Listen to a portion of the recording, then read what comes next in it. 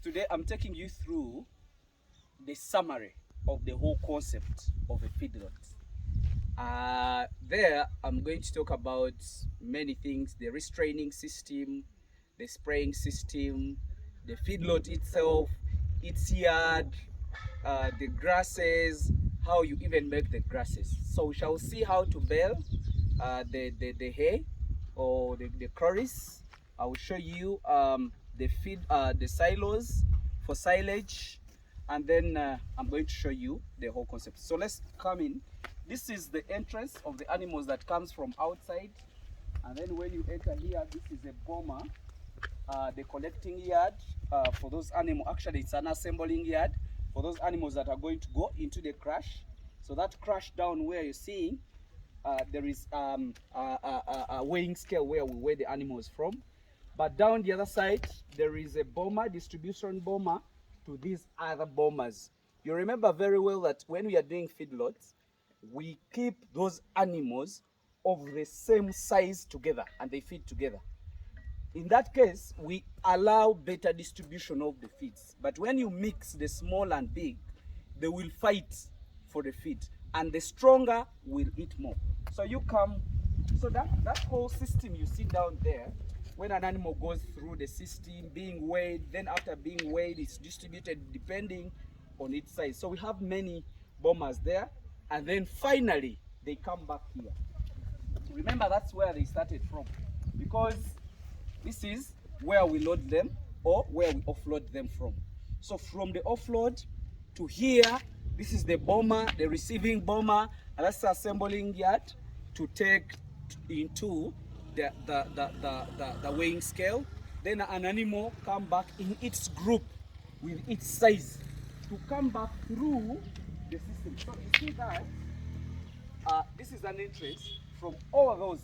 We bring a group by a group to enter here, and then we go through the spray race. So this is the spray race.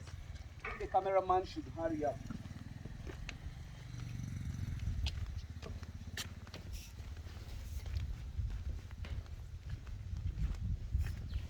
So animals, when they reach here, they are sprayed. Those are the nozzles. This is the spray race. Then you come.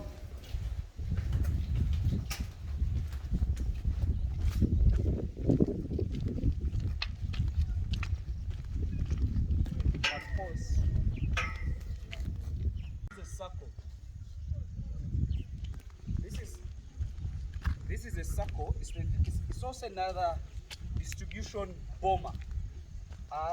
The reason why we have this, we have different animals here. There is those that uses the spray race, but they don't go into the feedlot. So this is the distribution bomber. So when they reach here, if animals are going to be in the feedlot, this is their route. If they are going to go out, this is their route. So this is an exit for those that we don't want them in the feedlot. So this entrance goes into the feedlot, the first feedlot, feedlot A. So this goes into other feedlots that we are going to put the other side. You come and show them.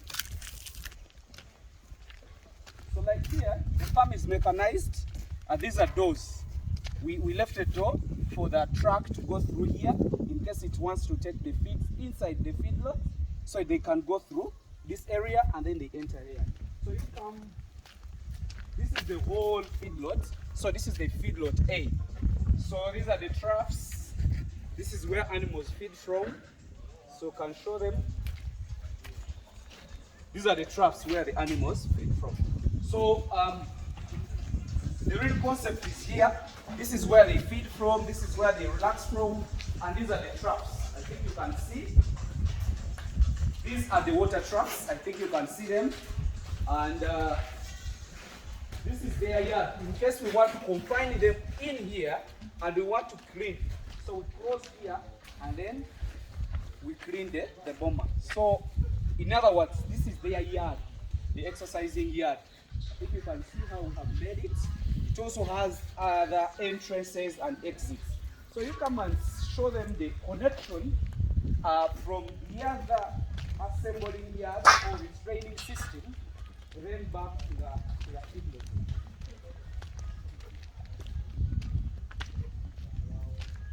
So this is an exit.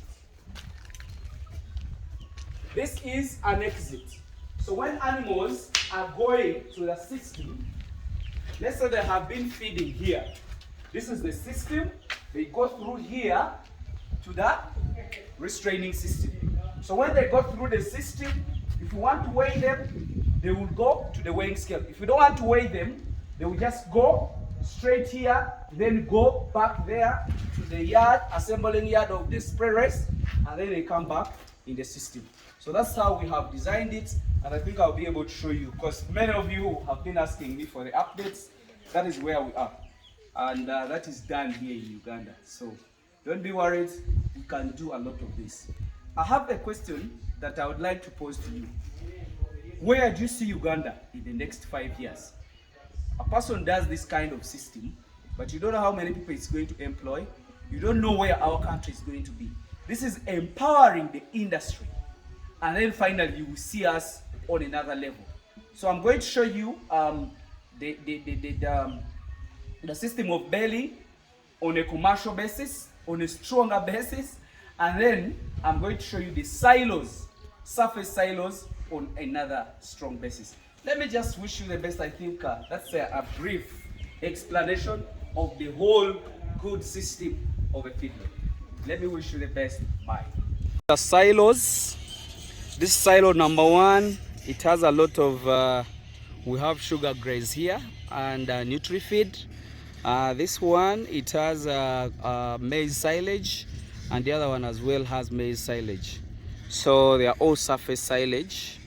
I think you can see how we are doing that. Then also look at that structure you see, that is for a hay, because when you're really feeding animals, they really need to feed on hay and some other silage feeds. Yeah. So I've been for a long time teaching you how to do baling using a manual baler, which are our boxes. So this is an automated baler which uses a tractor. So actually this is how it runs, and you know, for it simplifies the work, it compacts it. So this is the bale, you see. So the grass is supposed to be in the line, and then there is the ropes we use. Those are the ones that we use to bale, to tie the baler. I think you can see it. So they put them there so that it all works automatically. So the grass is always in the line, like the way you see. That is how the grass is supposed to be, in the lines. Then when this guy comes, just goes through it, it picks. So it picks the grass by itself. I think you can see how it is picking. So it picks it, takes it through the whole process, compresses, and this is how they get out.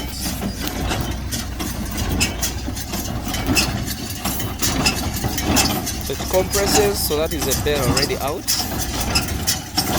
So in the process of compaction, picking, I think you can see the idea of picking. It's working down there. Then it compresses up there, and this guy keeps coming out. So that is a bale already tied, and it is always 15 to 20 kilos. But this does 20 kilos automatically. If you can see how it comes out, and it's being tied, then it is cut. As the tractor is working on it, I think you can see. Getting out now. This is how I'm picking it. So that's the whole process.